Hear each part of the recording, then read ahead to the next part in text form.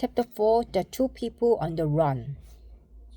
In Paris, John and Cosette rented an apartment in a house near the poorest part of the city. No one else lived in the house except the landlady. John taught Cosette to read and he let her play most of the time. On Sunday, they went to church.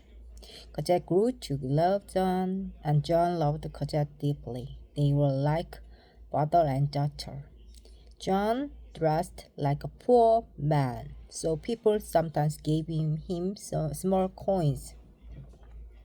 John accepted the money with a deep bow and gave it to real beggars.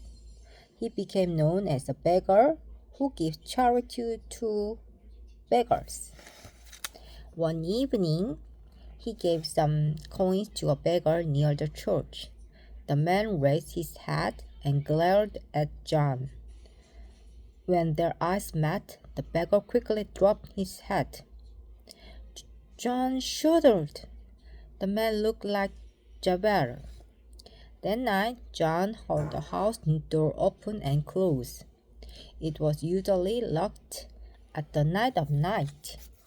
He blew out the candle and gestured for Cosette to be quiet. Someone came up the stairs and stopped outside of the door. John could see the light through the keyhole. After several minutes, the light went away. John lay on his bed, but he could not sleep. At daybreak, John heard the house door open and heard footsteps again. He peeped through the keyhole and saw a man pass his door. It was Javert. That night, John went outside and carefully checked the street. He saw no one, so he took Cosette by the hand, left house, and they walked quickly along the street. John turned and saw 4 men following them. Javert was one of them. John hurried forward, looking for a way to escape. He turned into the narrow street, but realized too late that it was a blind alley. They were trapped. In front of them was an 18-foot-high wall. Behind, Javert and his men were closing in on them. I can easily climb the wall, but Cosette can't. He thought, I need a rope, but where? Then he remembered the lanterns in Paris were raised and lowered with a rope. He ran to the nearest lantern. An instant later, he was beside Cosette once more. He looped his scarf around her chest and tied a rope to the end of the scarf. Don't be frightened, he said. Moments later, he was on top of the wall. He pulled Cosette up beside him and put up on his back. He crawled along the top of the wall toward the roof of the building. It was beside a tree on the other side of the wall. Just then, John heard running footsteps and Javert shouting, Search the blind alley! Find him! Hold on tight! John whispered to Cosette.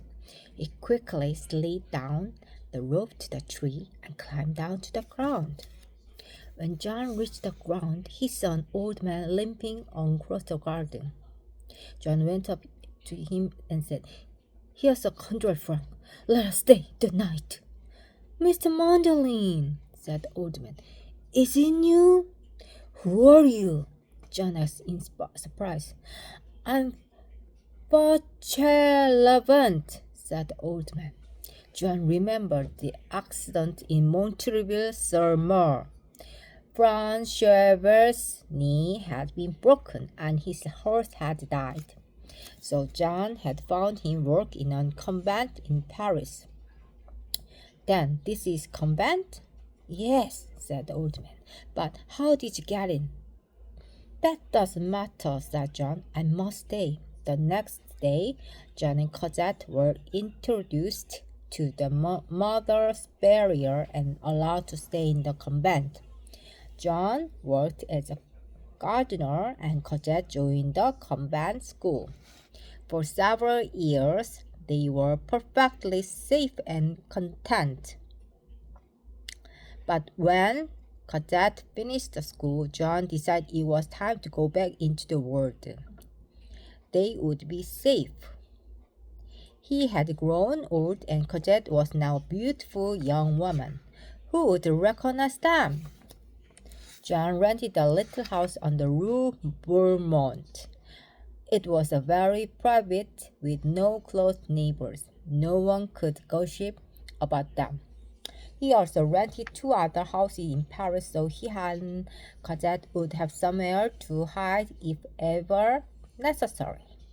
Every day, John and Cosette went walking in the Luxembourg Gardens. They always sat on the same bench on a quiet path. One day, John noticed a handsome young man watching them. He appeared to be interested in Cosette. She seemed to be interested in young men too. John didn't like him.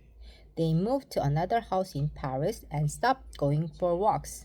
They were safe again for now. As always, John helped the poor and the miserable.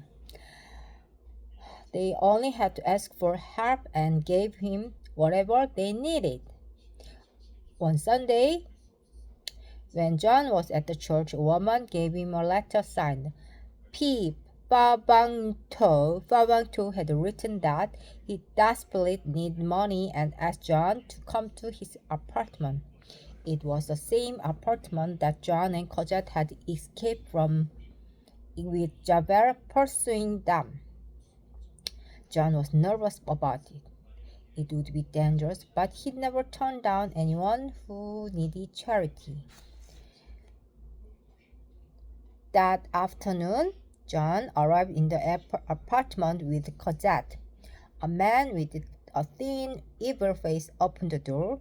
He looked familiar, but John couldn't remember where he had seen him. The room was dark and there was no fire in the fireplace.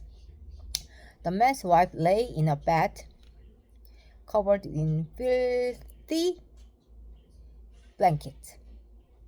A young girl dressed in rags sat on the floor beside the bed. These are truly miserable people, thought John. They are outcasts like I once was.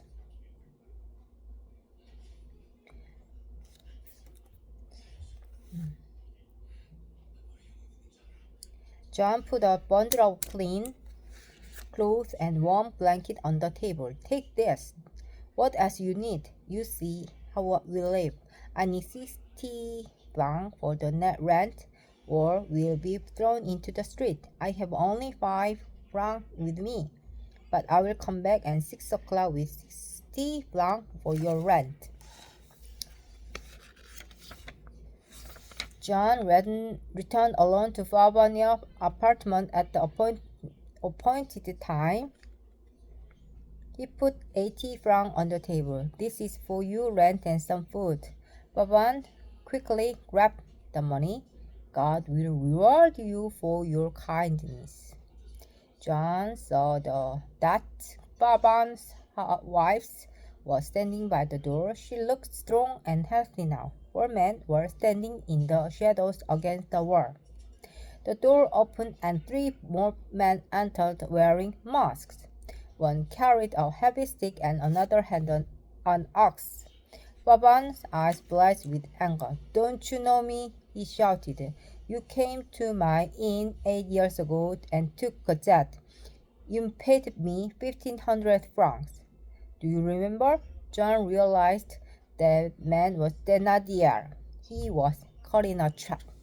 No, you're confusing me with someone else. Ha! It's no use pretending not to know.